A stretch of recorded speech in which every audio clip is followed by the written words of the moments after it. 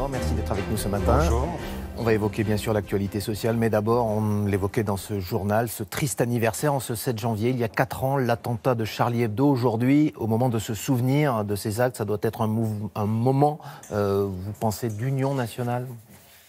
Bien sûr, comment ne pas commencer cette journée en évoquant effectivement cet attentat odieux qui a effectivement conduit à la mort d'une partie de la rédaction de Charlie Hebdo, mais aussi à la mort d'un policier à l'époque, Ahmed Berrabé, qui avait, pour défendre l'ordre républicain, perdu la vie en notre nom à tous. Et donc, effectivement, pensez à eux, pensez au fait que nous sommes un grand pays, un pays qui a des valeurs et qui est aussi une grande démocratie. Toujours sous la menace du terrorisme. Toujours sous la menace du terrorisme, et aussi une grande démocratie où la possibilité de s'exprimer demeure. Et donc, même si parfois on peut s'opposer violemment, je parle des mots, et y compris être en désaccord profond avec un président de la République, ce qui est mon cas, nous sommes en démocratie, et donc ne pas mélanger et ne pas donner le sentiment que nous serions passés à autre chose, ce qui affaiblit y compris ce que nous sommes ensemble. Alors les mots, justement, Olivier Faure, vous avez écrit une longue tribune ce week-end sur les réseaux sociaux, une tribune qui est presque aussi sévère pour Emmanuel Macron que pour les plus violents des Gilets jaunes. Vous les renvoyez dos à dos, en quelque sorte. Je vous cite, le gouvernement cherche à reprendre la main, poussant sous les projecteurs ceux qui lui paraissent le plus susceptibles de dérapage. Et vous mentionnez notamment l'arrestation d'Éric Drouet la semaine dernière. Vous croyez vraiment qu'on recherche dans l'exécutif la tournure que prend aujourd'hui le mouvement avec ses actions de plus en plus violentes et de plus en plus radicales ? Non, soyons clairs. Ce que je dis dans cette tribune, c'est la première chose, c'est effectivement qu'il y a aujourd'hui des gens qui ont basculé dans la violence. Et cette violence est inacceptable. Inacceptable. On ne peut pas, dans une grande démocratie, donner le sentiment que nous serions en dictature et qu'on pourrait aujourd'hui monter des barricades comme on le ferait contre n'importe quel dictateur. Ça n'est pas une résistance au sens où on pourrait entendre, il n'y a pas d'un seul coup un maquis organisé contre une violence d'État qui serait celle que manifesterait le chef de l'État. Ça veut dire que vous condamnez les actes que l'on a vus samedi, notamment l'intrusion de force dans le secrétariat d'État de Benjamin Griveaux. Certains disent qu'après tout, par ses déclarations, il l'a bien cherché dans l'opposition.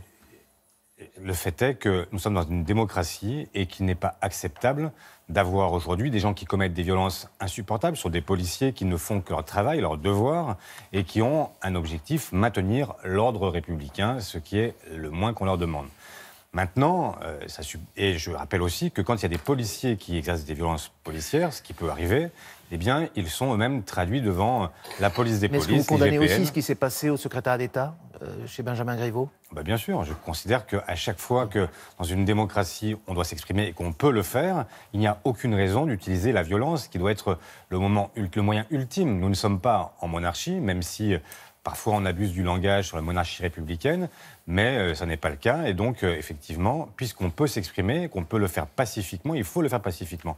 J'ajoute que ce message porté par les Gilets jaunes, s'il a été soutenu aussi massivement par les Français, 8 sur 10, eh bien, c'est aussi parce qu'il avait cette vertu d'exprimer pacifiquement les choses. Et c'est ce message-là que je retiens. Et vous pensez qu'aujourd'hui, c'est toujours le cas, que la majorité des Gilets jaunes sont pacifistes, veulent un compromis plutôt qu'un affrontement ? Ça ne veut pas dire grand-chose. Quand on dit les Gilets jaunes, de qui parle-t-on ? Est-ce qu'on parle des gens qui manifestent et qui manifestent pacifiquement ? Est-ce qu'on parle de ceux qui cassent, ou est-ce qu'on parle de ceux qui ont simplement dans leur tête un gilet jaune et qui continuent à soutenir des revendications? Oui, mais quel est votre regard, vous, sur ce mouvement dans son ensemble ? Est-ce que vous pensez, par exemple, que les Gilets jaunes s'offusquent, tout comme vous, des images qu'ils ont vues samedi, dans leur majorité ? Oui, je pense que la majorité des gens s'offusquent du fait qu'on puisse avoir des corps à corps insensés et donc qui ne reprennent pas à leur compte cette violence-là. Simplement, ce que je dis, c'est qu'il ne faudrait pas non plus que le pouvoir exécutif en tire profit et utilise ces violences, les mette justement en exergue pour passer à autre chose et ne pas répondre sur le fond. Parce que c'est ça la tentation du pouvoir. C'est de dire, au fond, regardez, ce sont des fascistes, ce sont des gauchistes, et donc il n'y a pas lieu de leur répondre. Moi, ce que je dis, c'est qu'il faut effectivement maintenant répondre sur le fond. Non pas simplement à ceux qui sont à Paris toutes les semaines, mais à toutes celles et ceux qui ont soutenu ce mouvement et qui continuent à manifester leur souffrance sociale, notamment leur désir d'égalité, de justice, et notamment fiscale.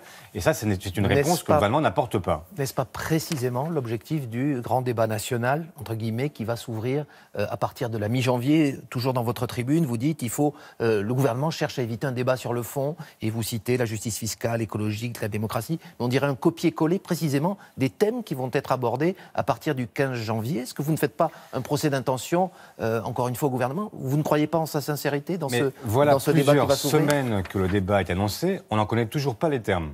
Ça ne s'organise pas en quelques jours, un débat, vous le savez bien. Il ne s'agit pas de dire qu'on l'organise en quelques jours, il s'agit de dire de quoi on parle, quel est l'agenda qui est fixé, comment est-ce qu'on en parle et par quoi ça se conclut.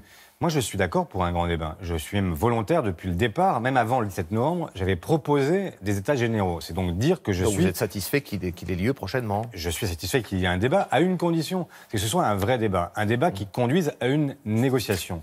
Quand Laurent Berger explique ces heures-ci que depuis le 10 décembre, il n'a même pas été invité à discuter avec le pouvoir exécutif, je suis inquiet.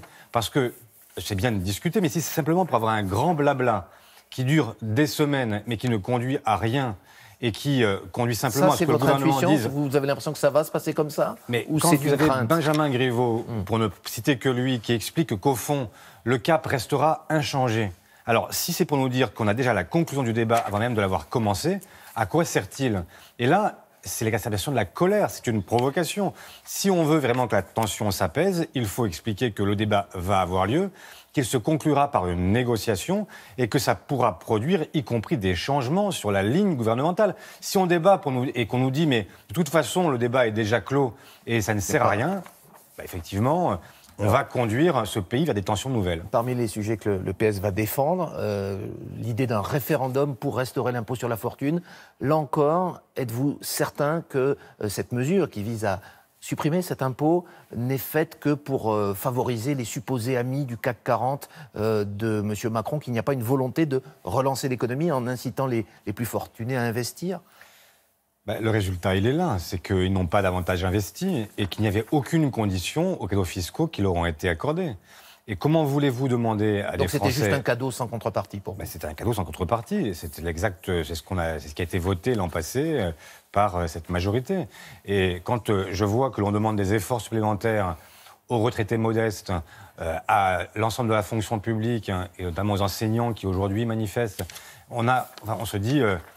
Mais comment est-ce possible de demander des efforts supplémentaires à des Français qui gagnent si peu, quand ceux qui gagnent le plus sont épargnés de toute de tout effort? C'est insupportable. Vous pensez que c'est vraiment une pierre d'achoppement, l'ISF, que si l'ISF était rétabli, le mouvement des Gilets jaunes s'arrêterait instantanément? Non, mais simplement ce serait un premier signal donné du fait que le président de la République entend effectivement ce que disent les Français. Et ce qu'ils lui disent, c'est que nous sommes dans un pays où malheureusement la justice fiscale n'a pas été au rendez-vous depuis 18 mois. Parce que c'est non seulement l'ISF, mais c'est aussi la flat tax, c'est aussi l'exit tax. Et on voit bien que sur tous ces sujets-là, on a un président qui a fait le même choix, protéger toujours les mêmes et considérer que l'essentiel des Français, la classe moyenne, les classes populaires, sont au contraire là pour répondre aux exigences qu'ils posent. Donc il y a un problème et la première façon d'y répondre, c'est de dire justice fiscale. Allez, merci beaucoup. Merci à vous.